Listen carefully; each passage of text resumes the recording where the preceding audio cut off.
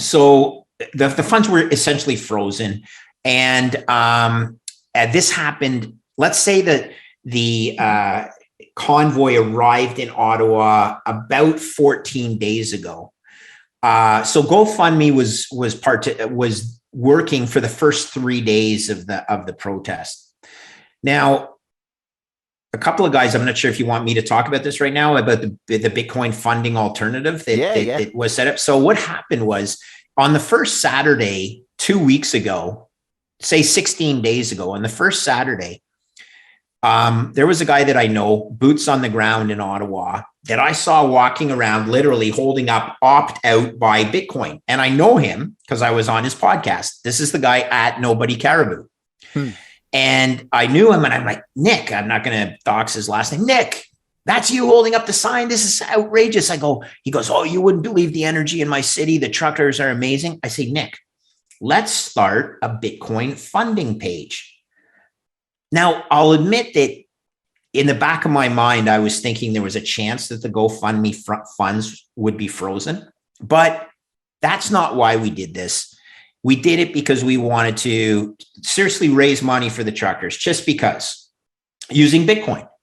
And for the first 3 days, there were the two funds. We weren't competing with GoFundMe, but we started to raise a bunch of funds. And then we recruited some other guys, more technologically savvy, certainly, than me. This included a guy by the name of Ben Sessions. He goes under the moniker BTC Sessions. And he was able to put up this Tallycoin page, and he was able to put up the Lightning Network address or facilitate Lightning Network transactions. And so it really started to gain traction. And then I think it was probably the Tuesday or Wednesday after the Saturday, that's when GoFundMe funds got frozen. And they gave, originally, Josh, they were going to say, we're freezing the funds and we're taking them from you, and then we're going to distribute them to the province or to other charities, for gosh sakes, right? And of their choice, as far as I was aware. I'm sorry? Of their choice. Of their choice, correct. Now, here's the even more scary part. Whether or not you agree with the truckers, imagine if you had raised a bunch of money, I'm talking to anybody now, in a cause you truly believed with, and all of a sudden it was confiscated and was going to be used potentially or awarded to the people that you were on the opposite side of. Like, it even got more ridiculous. So then GoFundMe backed down after some US senators or politicians said, I'm investigating GoFundMe. And GoFundMe basically said, okay, we're not taking the funds. We're going to allow you we're going to refund them.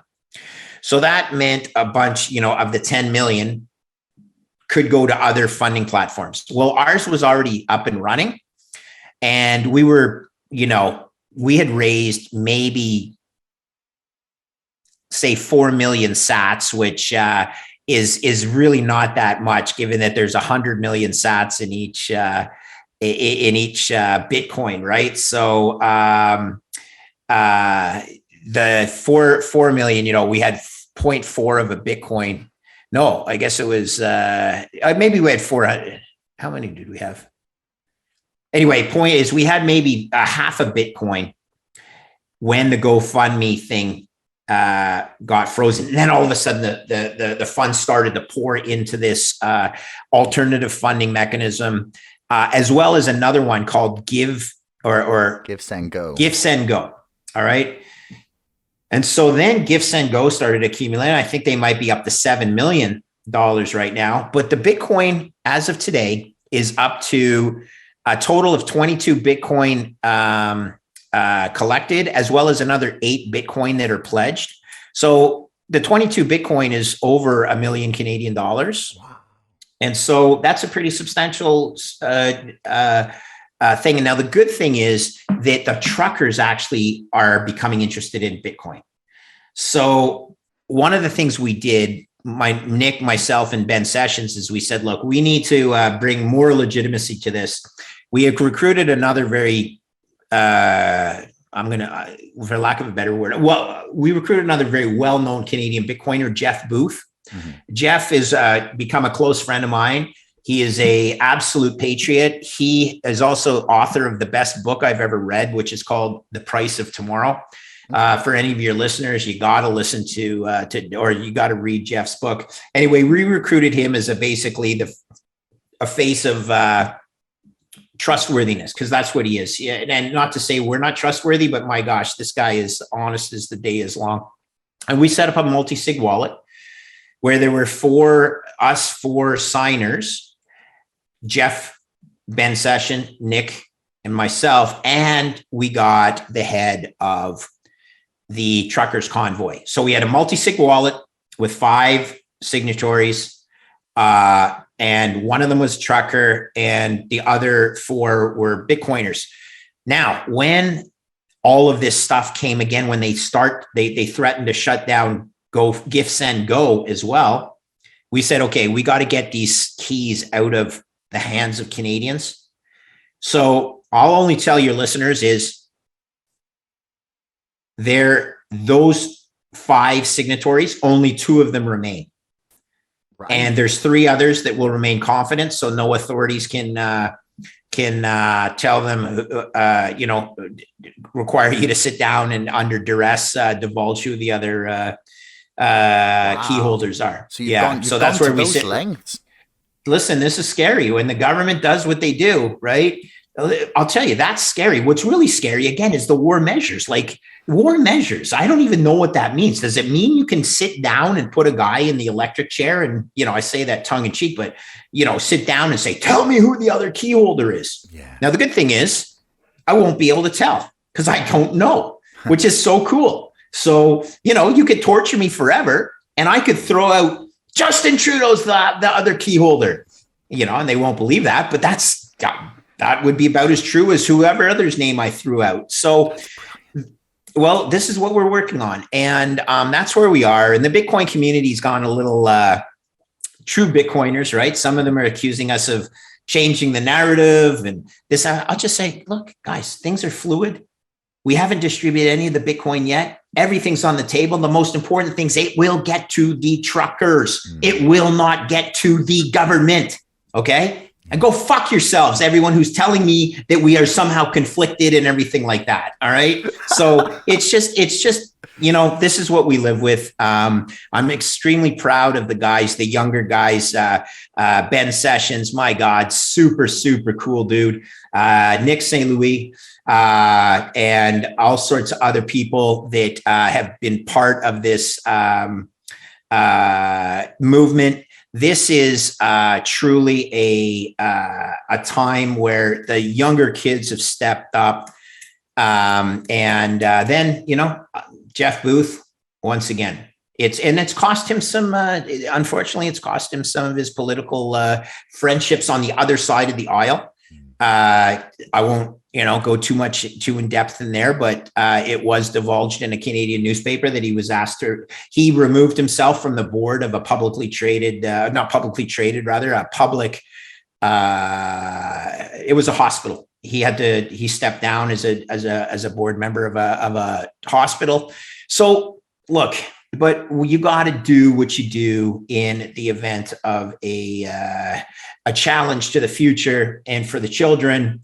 And it's fluid. It's a fluid situation. It's, I tell you, I think it's this afternoon, right about almost now, where they might be in the House of Parliament in Canada voting on whether, they allow, even I'm calling out Liberal MPs, though that's the party that Trudeau's a leader of, a minority, though he's a minority leader.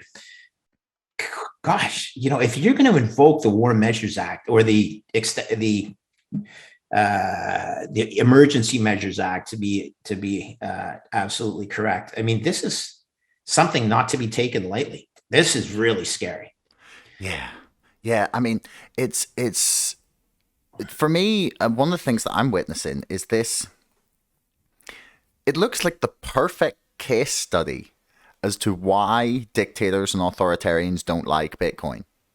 Because they have decided to say, okay. Couldn't it be exactly that? Like this is, so there's a publication called Zero Hedge. I used to be in the hedge fund business. I'm not sure how much I told you on your last podcast, but here's the neat thing. Like I've spent 30 years in financial markets, and this is finally penetrating the mainstream financial market asset managers when they say something like, this is the use case. Like you got the people like Shifty Pete who's out there saying there's no utility in Bitcoin. Oh, is that right there, Peter? So now send me some gold to help me with this cause that you believe in. Send me some gold, and then whatever. But the reality is other people like Zero Hedge. This is a very renowned publication. Basically, just says, look, this was last weekend. Says this is the use case of Bitcoin defined, right? And non-censorable, non-confiscatable, transferable, portable, immutable. Like you give me all these things and you're like, this is perfect. And then take it one step farther, where the TD Bank in Canada, I think that was associated with the new Give, Send, Go campaign, had $1 million in change of Give, Send, Go, Gift, Send, Go money, and they froze that. Yeah. Okay. And the TD Bank, which is, one of Canada's 5 national banks, global institution, they basically folded to the pressure of the government. Now people will say, oh, they had to because of laws and this and laws and that. Doesn't matter. It still got confiscated. Yeah. I'm just getting this up for people actually now, so they can see this, that it's real. Let me share it with you actually.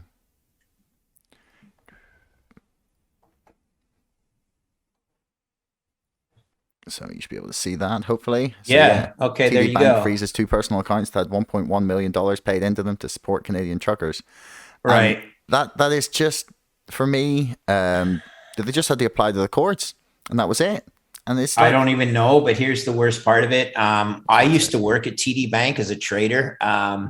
Not traitor, although you could argue I was a trader, trader. Some of those may be traitors over there, but here's all I know is I'd be, if I believed in the Freedom Convoy and I worked at TD Bank and they did this, I'd be looking at myself like, who do I work for, right? What am I supporting here? And anyway, it's like, this is interesting times. Have you ever seen, there's a fantastic sketch from these 2 British comedians, Mitchell and Webb, and they do a sketch of a bunch of Nazis in their like war camp behind the lines in World War II. And there's a guy looking, and he starts looking around at all the skulls on everything, and he goes, Hans, Okay. are we the baddies? Are we the bad guys? Yeah. Oh man. Eh? Well, yeah, and Josh, you bring up an interesting point. Look, I mean, the 2 world wars, horrendous, awful stuff. But, everyone says if they lived in Germany, they would have been able to call this out, right? They would have been able to see it and call it out. And there's an interesting psychologist in Canada, a world-renowned author who's becoming a Bitcoiner, actually. His name is Jordan Peterson. I'm not sure if you've ever read Yes, Jordan Peterson. I have tickets anyway, to see him in. Okay, in I'll tell you what. He basically said, look, if you are under the illusion that you would have called out the government for actions in leading up to the Nazi, it happens drip by drip. It's like it's a drowning or a death by 1,000 cuts. It's fine if they put the star on somebody's uniform. Oh, what's so bad about that? Oh, it's okay if they take their businesses. Oh, all of a sudden we're taking over, we're invading Poland, and then you're still indoctrinated. So gosh, I really hope that we don't, we remain a peaceful protest here. And I'm confident that the leadership of the convoy in Canada is really solid in that respect. So long story. I mean, interesting times. I'm 58 years old.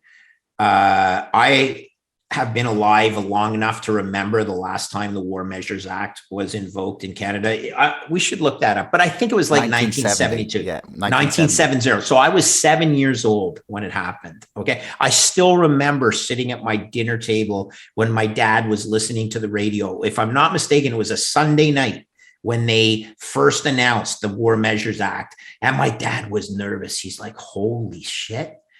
And I'm a 7-year-old kid. I'm like, what does it mean, Dad? What does it mean? And we lived in Quebec. The guy's name was Pierre Laporte. I still remember the name of the politician who had been kidnapped and murdered. And they cut someone's ear off. I'm not sure if it was his ear or whatever, but it's just ugly stuff for a 7-year-old kid. You're like, geez, that is scary shit. So I don't want. Well, look. I don't even know what I want. I certainly know I don't want Trudeau to be leader of this country. He disappointed me before with his buffoonery, saying stuff like the budget will balance itself, as I mentioned. But now I actually think he's unstable. I think he's like a spoiled little kid who's now dug both of his heels in the ground. And he's like, that's it. I'm going to make my parents pay, just a little brat. And that's not cool. Yeah. What do you make of all of these, like, World Economic Forum connections that Trudeau has, and sick, then isn't like it? a whole And then, bunch of leaders. Well, not only that, then the lady, whatever you'd call her, down in New Zealand is the same thing. Ardern, but there's a bunch of them. And then you get Klaus saying, "Oh, Trudeau," and I think he might have been referring to her. There are star pupils. Who is this guy, Klaus Schwab? My goodness, like well, anyway, he looks like Palpatine. Like, I don't know who that is, but he sounds evil. It's the Emperor in Star Wars. Okay, well, I think he's worse than that. He could be like the James Bond villain, right? He's the guy that lives in a volcano in the James Bond movies, right? But I don't know. This happens slowly. Like, you don't see it until once it's done. It's so clear in hindsight. Thanks for making it all the way to the end of the video. Don't forget to like, share, subscribe, and leave a comment for us in the comments below. Let me know what you thought and if you'd like to see more of this from the show. Thank you, and we'll see you again next time.